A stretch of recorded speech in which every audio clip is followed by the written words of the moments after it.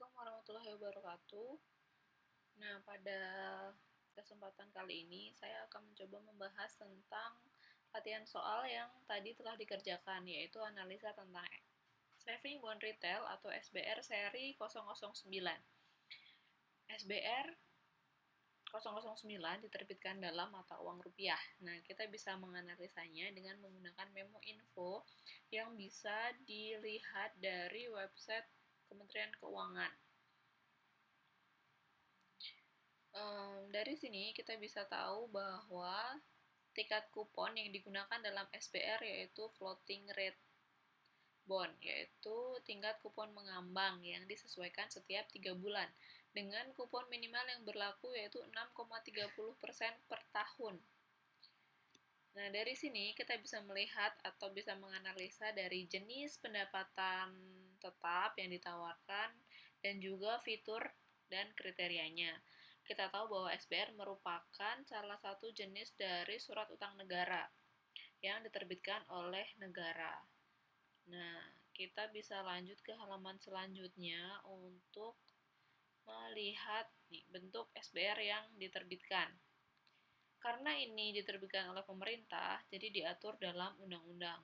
Kemudian di sini kita juga bisa tahu bahwa SBR tersebut atau bond tersebut diterbitkan dalam bentuk tanpa warkat dan tidak dapat diperdagangkan di pasar sekunder sampai dengan jatuh tempo.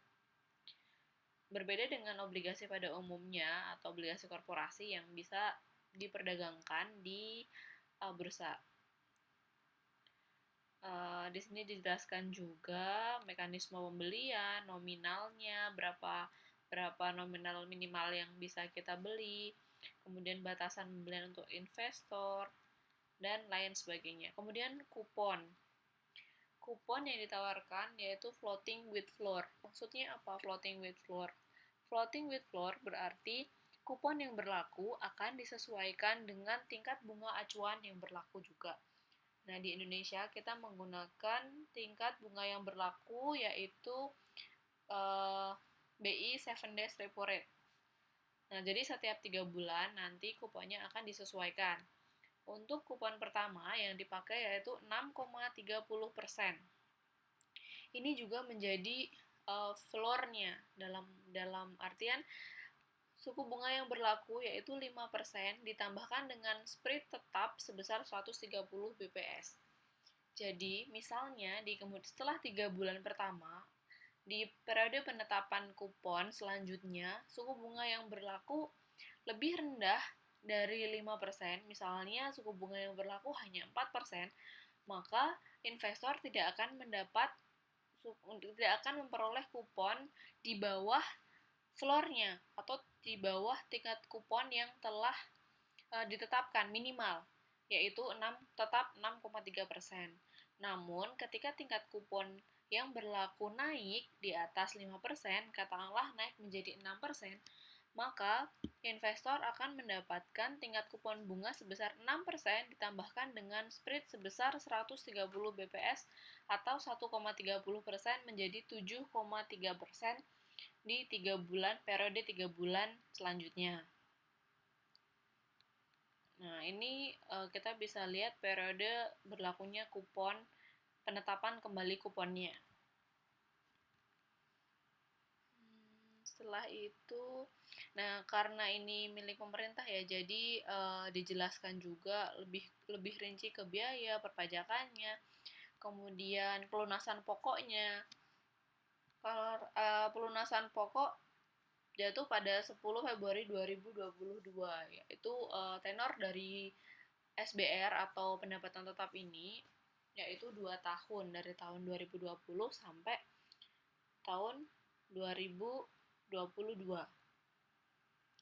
Kemudian dari SBR ini kira-kira menurut kita adakah faktor-faktor yang mungkin berpengaruh terhadap harga obligasi yang mungkin akan jadi pertimbangan kita ketika kita membeli SBR 009 ini. Nah, misalnya kita lihat dari inflasi, tingkat suku bunga saat ini, kemudian kredit rating, apakah kita perlu memperhatikan kredit rating kalau obligasi tersebut diterbitkan oleh pemerintah yang notabene sudah dijamin oleh undang-undang.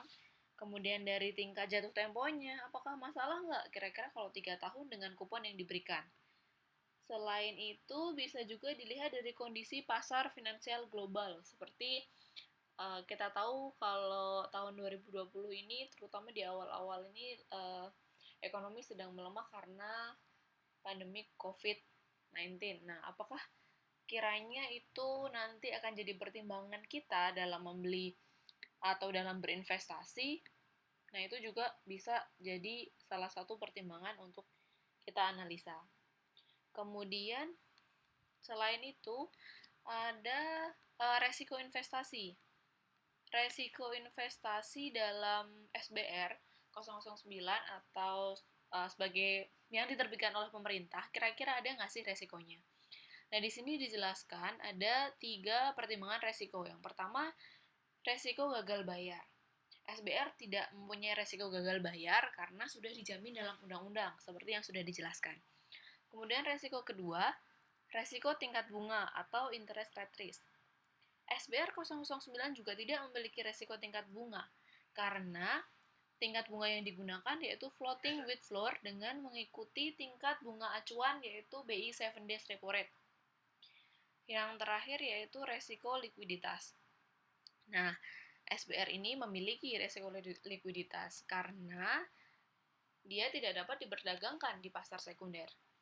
Namun, keuntungannya, walaupun dia tidak dapat diperdagangkan, SBR 009 menawarkan yang namanya early redemption, yaitu fasilitas pelunasan sebelum jatuh tempo. Nanti waktunya akan diatur di memo ini, dan ketika kita mau melakukan early redemption, kita bisa melakukannya di waktu yang telah ditentukan. Nah, itu tadi ketika kita berinvestasi di surat utang yang diterbitkan oleh pemerintah. Kemudian perlu nggak sih kita menghitung harga obligasi saat ini atau durasi misalnya? Karena ini obligasi milik pemerintah dan menggunakan floating with floor yang resikonya relatif kecil, kalian kalau mau menghitung juga bisa disesuaikan dengan suku bunga yang berlaku saat penawaran. Begitu. Kemudian sebagai contoh lain, atau kita sudah lihat simulasinya juga. Nah, ini simulasi untuk perolehan kupon. Nah, kira-kira berapa sih kupon yang kita dapatkan dari nilai investasi yang kita berikan setelah dikurangi dengan pajak dan lain-lainnya. Contoh lain dari obligasi pemerintah. Nah, ini yang sedang ditawarkan. Ada keterangan pers dari Direktorat Jenderal Pengelolaan Pembiayaan dan Risiko Kementerian Keuangan, bahwasannya ada transaksi penjualan surat utang negara dalam denominasi US dollar sebesar USD 4,3 miliar melalui SEC Registered Self Takedown. Nah, obligasi ini merupakan obligasi pertama dengan tenor yang sangat panjang. Nah, kita bisa lihat di sini tenornya 50 tahun. Tujuannya apa diterbitkan surat utang ini? Nah, kita bisa lihat juga di sini dari ada 3 seri, RI 1030, 1050, 10470. Pada dasarnya, analisa yang kita bisa lakukan sama. Kalian bisa mencoba untuk melakukan analisa seperti melihat karakteristiknya, kemudian fiturnya, faktor yang bisa mempengaruhi, kemudian resiko yang mungkin terjadi. Nah, di sini disebutkan bahwa tujuan dari penerbitan bond ini yaitu digunakan untuk memenuhi pembiayaan APBN secara umum, termasuk biaya untuk upaya penanganan dan pemulihan COVID-19. Nah, kita tahu bahwa efek dari COVID-19 ini sangat luar biasa ya, termasuk di perekonomian Indonesia. Nah, bisa dilihat juga di sini bahwa tingkat kupon yang ditawarkan relatif rendah dibandingkan dengan tingkat kupon yang ditawarkan pada obligasi pemerintah lainnya. Nah, itu kalian bisa coba analisa sendiri nanti bagaimana menurut kalian dengan obligasi yang ditawarkan pemerintah saat ini. Kemudian ada lagi contoh obligasi yang ditawarkan oleh korporasi. Obligasi korporasi sebagai contoh ini dari PT PP Property. Pada dasarnya, analisa yang bisa kita lakukan sama, mulai melihat dari jenis, karakteristik, kemudian fitur, kemudian resiko apa yang mungkin terjadi ketika kita memilih untuk investasi di sini, tingkat kuponnya seperti apa. Biasanya, tingkat kupon yang ditawarkan oleh korporasi, obligasi korporasi yaitu fixed rate atau tingkat kupon tetap. Nah, dengan fixed rate yang ditawarkan, kalian bisa menghitung harga obligasi saat ini apakah dia dijual dijual saat premium, diskon atau sesuai dengan par value-nya.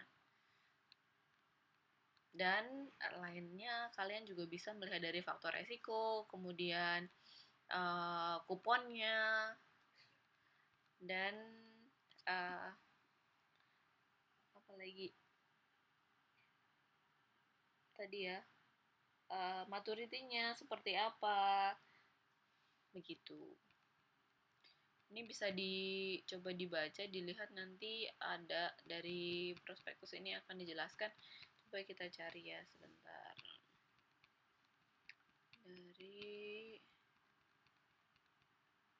ini masa penawaran. Nah, contoh dari keterangan tentang obligasi PT PP yang ditawarkan tahun 2016. Jumlah pokok obligasi sebesar 600 miliar rupiah terbagi menjadi 2 seri A dan seri B. Kemudian jangka waktunya juga berbeda. Yang seri A tenornya 36 bulan, kemudian yang seri B tenornya 60 bulan. Pembayaran bunga dilakukan pada 1 Oktober dan jatuh tempo masing-masing. Oke, ini pembayaran bunga berarti per tahun ya, annually. Kemudian bisa harga penawaran 100% dari nilai pokok obligasi, baik dia ditawarkan di par value-nya. Ditawarkan di nilai nominalnya yaitu 100%. Misalnya tadi kita membeli obligasi ini sebesar, katakanlah nanti ada ya keterangannya, bisa dicari minimal pembeliannya berapa. Misalnya minimal pembelian 10 juta, kita membeli 100 juta. Nah, nanti harga yang kita bayar juga 100 juta tersebut, karena ini harga penawaran 100% dari nilai pokok. Tingkat bunganya tetap. Nah, dari tingkat bunga tetap ini, fixed rate, kita bisa menghitung harga obligasi saat ini, kemudian durasinya seperti apa, apakah ya seri A dan seri B mana yang lebih menarik untuk kita berinvestasi. Pembayaran kuponnya triwulan. Pembayaran kupon triwulan, jadi nanti di sini pasti dijelaskan. Kemudian wali amanatnya siapa, peringkatnya seperti apa, siapa lembaga pemeringkatnya. Nah, itu juga bisa jadi pertimbangan kita dalam memilih investasi obligasi. Begitu. Terima kasih.